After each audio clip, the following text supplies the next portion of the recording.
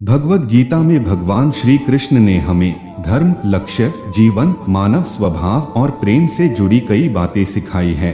भगवद गीता में बहुत सारे महान संदेश उपलब्ध है।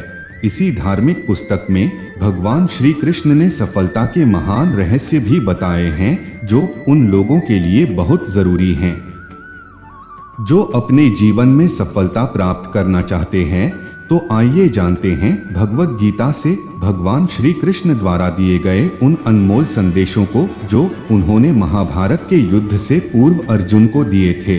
नंबर 1, विफलता का मुख्य कारण क्रोध है।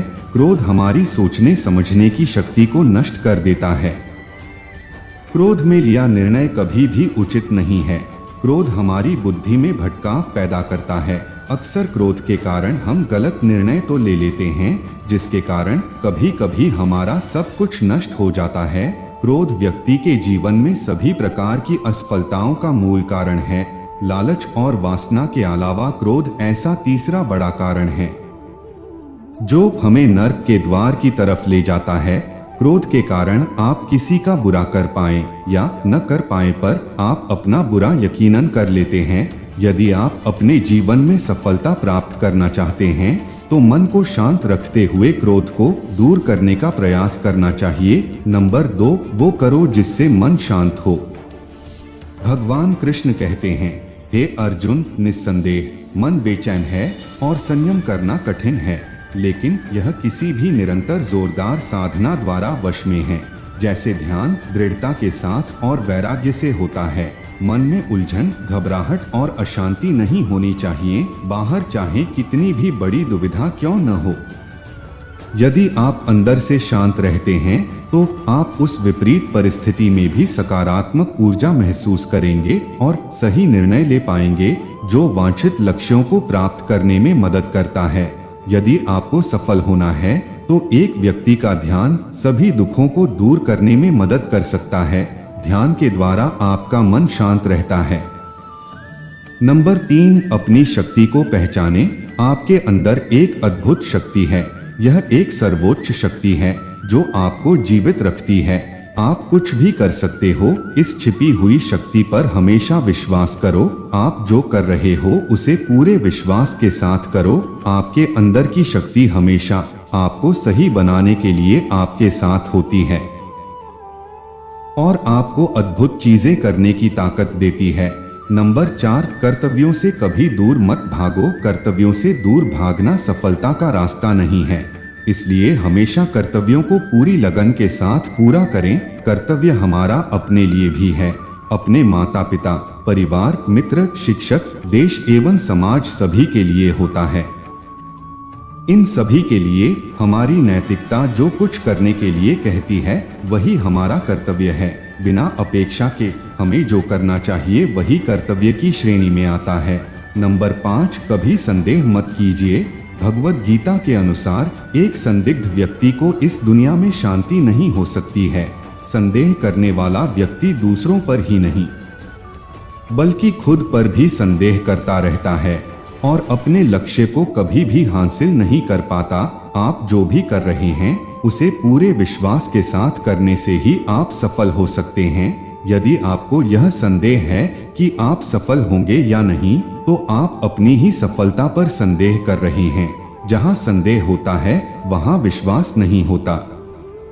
इसलिए कभी संदेह मत कीजिए, बल्कि अपने आप पर पूरा विश्वास रखकर आगे बढ़िए। नंबर 6, डर का सामना करो। डर से बचने का सिर्फ एक ही तरीका है कि उसका सामना किया जाए। यदि आपके अंदर कुछ खोने का डर रहेगा तो आप कुछ भी बड़ा नहीं पा सकते। किसी भी समस्या का दृढ़ता से सामना करना चाहिए। यह अंदाजा लगाना मुश्किल नहीं है कि अगर कोई डर न हो तो जीवन कितना सुंदर होगा। नंबर 7, धार्मिकता के मार्ग पर चलें। महाभारत में एक स्थिति थी जहां अर्जुन दुविधा में थे और वो श्री कृष्ण से पूछते हैं कि क्या वह अपने ही भाइयों के खिलाफ लड़ने के लिए सही हैं।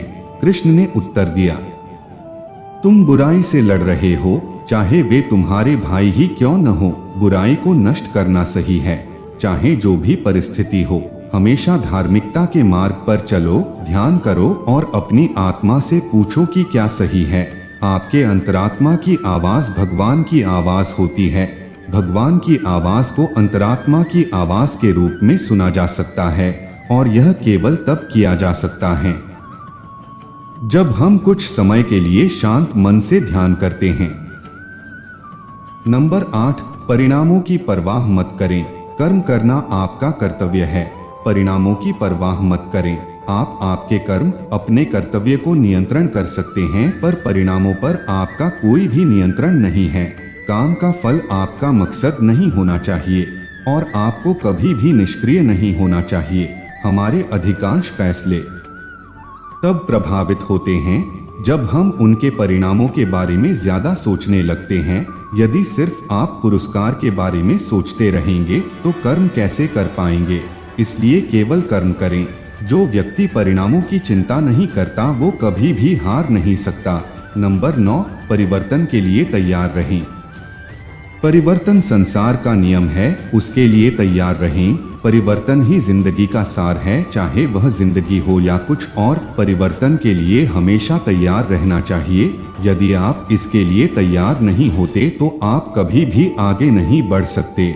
इसलिए परिवर्तन जरूरी है। अपने दिमाग को विचारशील बनाइए और मार्ग में आने वाली बाधाओं का सामना कीजिए। हमें यह जानना जरूरी है कि राहें कहां कहां तक जाएंगी तथा कहां तक ले जाना है, इसलिए हमेशा विचारशील बनकर रहिए। नंबर 10, उच्च मानक निर्धारित करें। जब आप कार्रवाई के अपने पाठ्यक्रम पर फैसला कर लेते हैं तो अपने स्वयं के सफलता के मानकों को निर्धारित करें। अपनी खुद की सफलता को बेंचमार्क करें और फिर नई ऊंचाई बनाएं। सबसे बड़ी उपलब्धि हासिल करने वालों ने खुद को अधिक से अधिक स्तर हासिल करने के लिए प्रेरित किया है। वे खुद से प्रतिस्पर्धा करते हैं और अपने जीवन के सभी क्षेत्रों में सीखना जारी रखते हैं। वे सफलता और विफलता के साथ मिलते हैं लेकिन फिर भी बढ़ते रहते हैं और उनकी यात्राएं हमें प्रेरित करती रहती हैं और हमारे जीवन को प्रकाश देती है। नंबर 11, हमेशा विनम्र रहें।